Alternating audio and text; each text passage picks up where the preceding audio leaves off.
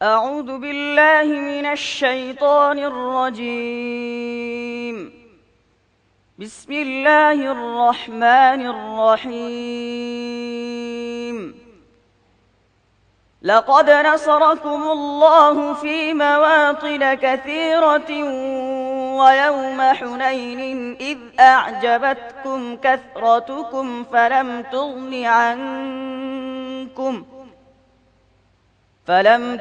عنكم شيئا لقد نصركم الله في مواطن كثيرة ويوم حنين إذ أعجبتكم كثرتكم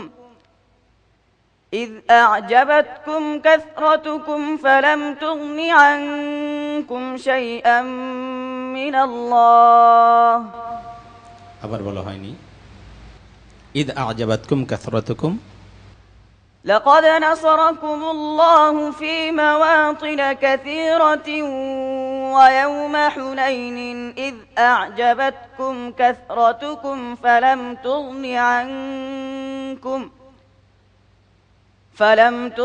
عنكم شيئا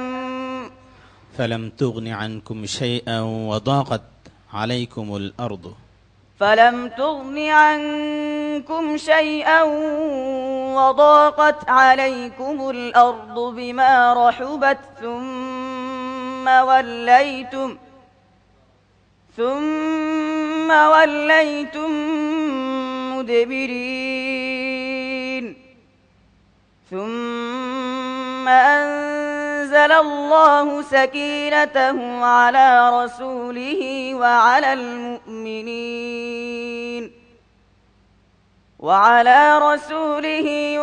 المؤمنين وأنزل جنودا لم تروها وعذب الذين كفروا আবার বলো ثم أنزل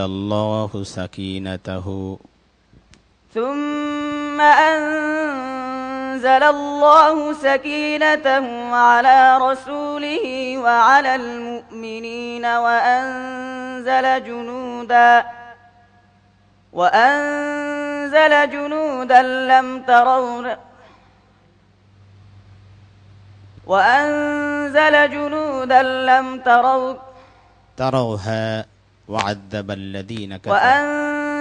جنودا لم تروها وعذب الذين كفروا وذلك جزاء الكافرين ما شاء الله صدق الله العظيم سبحان الله আসসালামু আলাইকুম ভাইয়া হামায়াতুল্লাহ, তো তুমি কি ভয় পেয়ে গিয়েছো নাকি? আবু ইউসুফ ভাই আজকে অবশ্যই সে বুঝতে পেরেছে অন্য মানুষ সে ছিল, যার কারণে তার এই অবস্থা হয়েছে। এছাড়া তার তেলাওয়াত ভালো, আমি তাকে দোয়া করছি আগামীতে যাতে করে এই ধরনের প্রতিযোগিতায় যখন অংশগ্রহণ করবে অত্যন্ত সচেতন হয়ে তেলাওয়াত করবে। ধন্যবাদ। অনেক ধন্যবাদ আপনাকে। নাজির মাহমুদ ভাই, যেটা করবে সেটা অত্যন্ত মনোযোগ সহকারে করতে হবে তোমাকে, তাহলেই তুমি অনেক দূরে যেতে পারবে ইনশাআল্লাহ। আল্লাহ তোমার মঙ্গল দান করুন। অনেক ধন্যবাদ আপনাকে। হাফেজ জহিরুল ইসলাম ভাই, সামনের দিকে যখন এগিয়ে যাবে প্রত্যেকে চায় যে আমি যে অবস্থায় আছি তার অবস্থানটা যেন পরিবর্তন হয়, উন্নতি হয়। তো এই বিষয়টা তোমার খেয়াল রাখতে হবে যে অবশ্যই আমি সামনে যখন যাব পরবর্তী পর্বতে ভালো করতে হবে। ভাইয়া চলো আমাদের মেহমানদের মন্তব্য শুনে নিই। মোহতারাম, আপনি তো বিশেষজ্ঞ বিচারক হিসেবে রয়েছেন, তো আপনি ওর তেলাওয়াত গত রাউন্ডেও শুনেছেন, এই রাউন্ডেও শুনলেন, তো আপনার কি মন্তব্য প্লিজ? আসলে যখন প্রতিযোগিতা শুরু হয় প্রথম প্রতিযোগীর আপনার ভয়টা একটু বেশি থাকে। বাংলাদেশের এই 25,000 হাফেজের মধ্যে নির্বাচিত এই ছেলে, আমি আশা করি যে 25 কোটি মানুষের সামনে সে সুন্দর করে নিজেকে পরবর্তীতে উপস্থাপন করতে পারবে। আল্লাহ তাকে সেই যোগ্যতা অর্জন করুক। আমিন আমিন। স্যার আপনাকে বলছি, স্যার এই প্রতিযোগিতা তো 2009 সাল থেকে আপনি পৃষ্ঠপোষকতা করে আসছেন এবং হাজার হাজার হাফেজ আলহামদুলিল্লাহ এর মধ্যে তৈরি হয়েছে আমাদের এই প্রতিযোগিতার মাধ্যমে, এরা আন্তর্জাতিকভাবে বিভিন্ন জায়গায় ছড়িয়ে পড়েছে। তো আপনার স্যার অনুভূতি?